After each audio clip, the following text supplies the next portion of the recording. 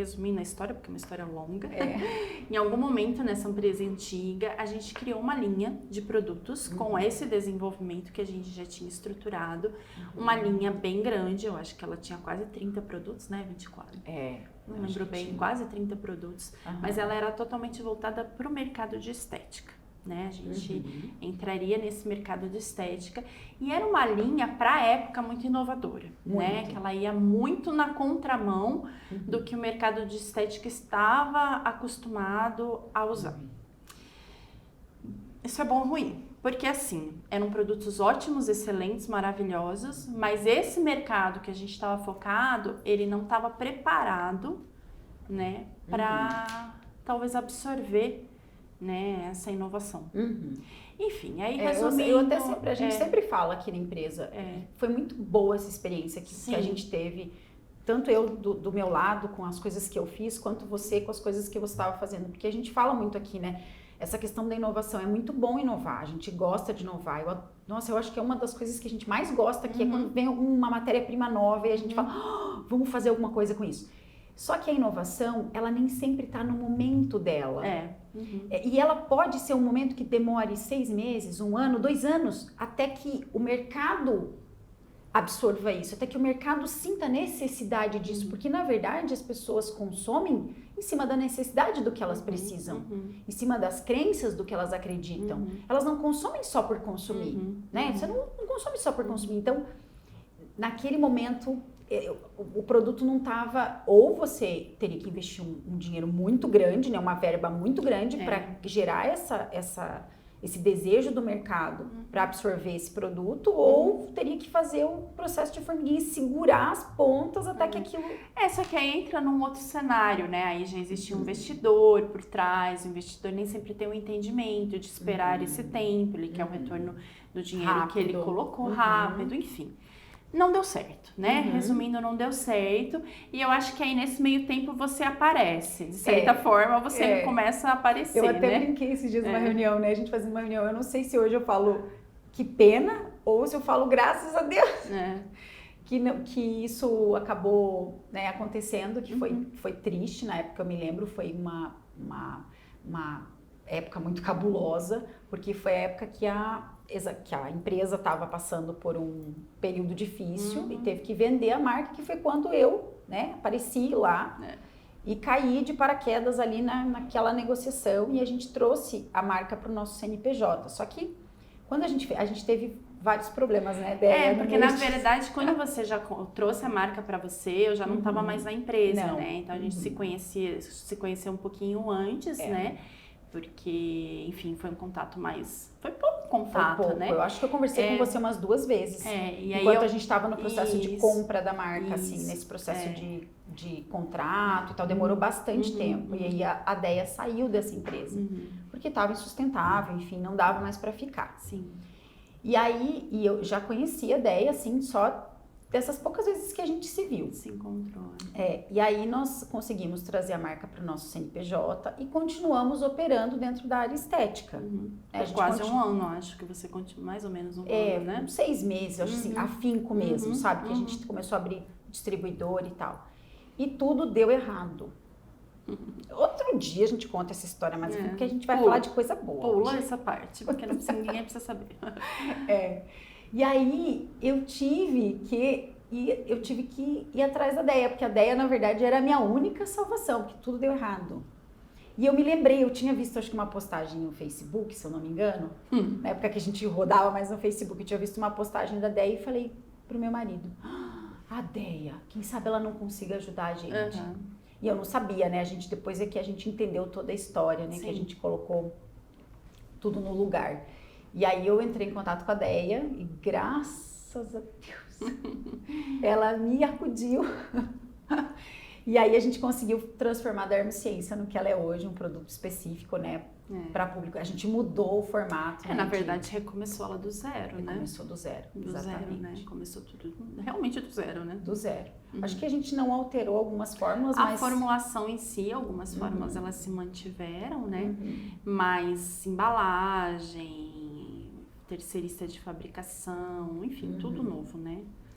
E isso é uma característica muito positiva nossa. Sim, eu acho que esse recomeço foi positivo, porque não tinha como continuar uma coisa que não funcionava, né? Tinha que dar um basta naquilo e começar do zero novamente. Na verdade, né? Daí a gente quebrou, né? A gente comprou uma coisa e a gente quebrou, e aí a gente começou do -1, porque do zero seria se a gente tivesse começado assim, sem dívida nenhuma. Acho que -5, né? Seria nem -1. Exatamente. Então, quando eu te procurei, que aí eu falei, Deia, eu só tenho essa chance e é a chance que a gente tem para não morrer. Porque eu lembro que de todos os produtos que tinha na linha, tinha um que era o que mais vendia, né? Que era o Discromias. E foi assim que a gente pensou, como é que nós vamos relançar? Por qual produto? Porque se elas conhecessem os 37, porque tem gente que talvez vai assistir que já conheceu na época que a gente vendia para estética, dessas 37 fórmulas que a gente vendia e produzia, as 37 eram maravilhosas. É verdade. Aquele creme pós-peeling, lembra do pós-peeling? Não o creminho, aquele... O gel. O gel. Nós vamos chegar lá, né? Tinham vários produtos assim, todos eles eram muito bons. Como que a gente ia escolher? A gente não podia lançar tudo de novo, nós não tinha condições de desenvolver tudo isso, né? Em outro terceirista, a compra de matéria-prima, né? E quando a Deia aceitou, eu lembro que eu sempre fui tão grata, que eu sempre falei pra você, né? No desenvolvimento, quando a gente vai desenvolver um produto novo, porque quando a gente lançou, então, voltando um pouquinho, quando a gente lançou, a gente pensou assim, o que nós vamos lançar? Vamos lançar aquilo que vende mais, né? Que é o produto que mais vendia de tudo, era o Discromias, que é o produto para tratar melasma sem ácido. Quando você desenvolveu ele, Deia, como é que você...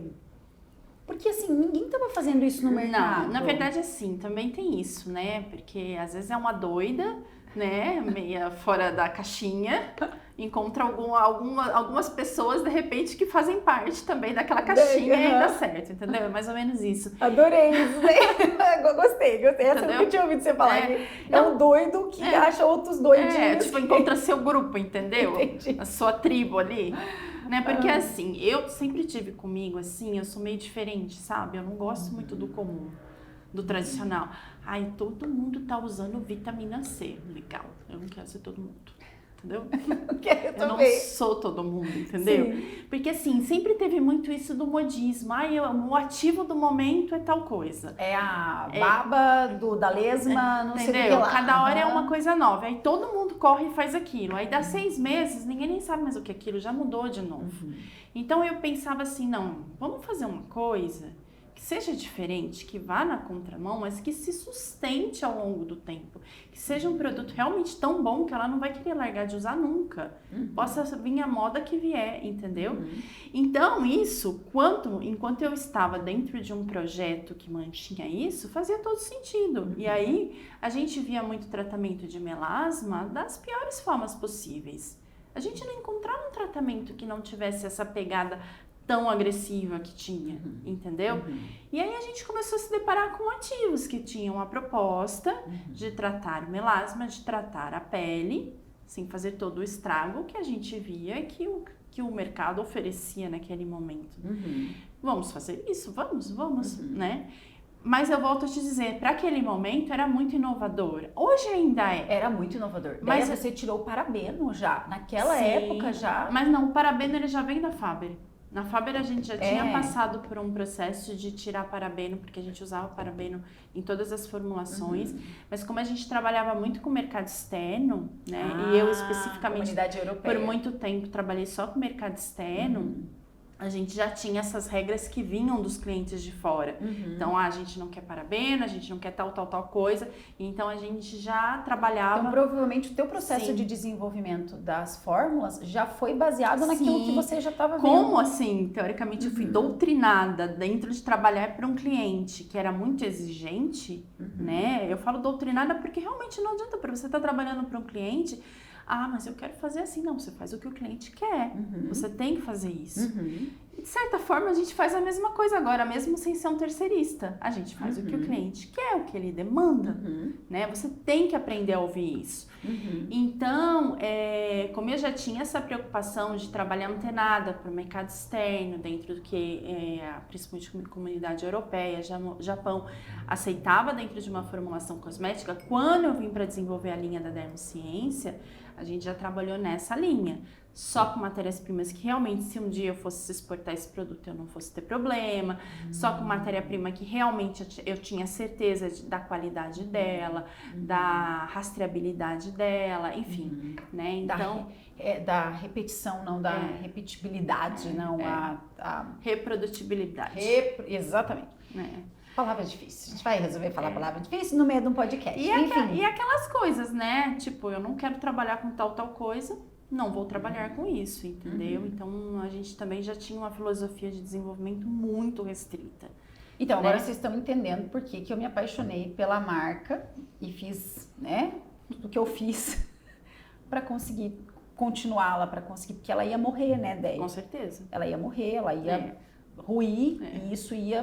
Né? Se você não tivesse sido a doida que tivesse vindo... né? Porque naquele momento era um pouco de loucura mesmo. Um pouco? Um pouco de loucura. Né? Olha, quando eu penso hoje, eu vejo que eu era realmente muito louca. Mas ainda bem que eu tive, porque hoje talvez eu não faria o que eu fiz. Nas circunstâncias do que a gente tinha observando a situação, né? A situação que a gente... Exatamente. Eu lembro que eu não pensava muito, assim. Eu não tinha esse pensamento a longo prazo. Eu lembro que eu queria que isso desse certo. Aí depois que desse certo, aí que eu conseguisse produzir isso, que eu conseguisse colocar isso no mercado, aí depois eu ia pensar como que eu ia me manter, sabe? Era um passo de cada vez, ainda bem, porque se fosse que nem hoje, talvez eu não faria.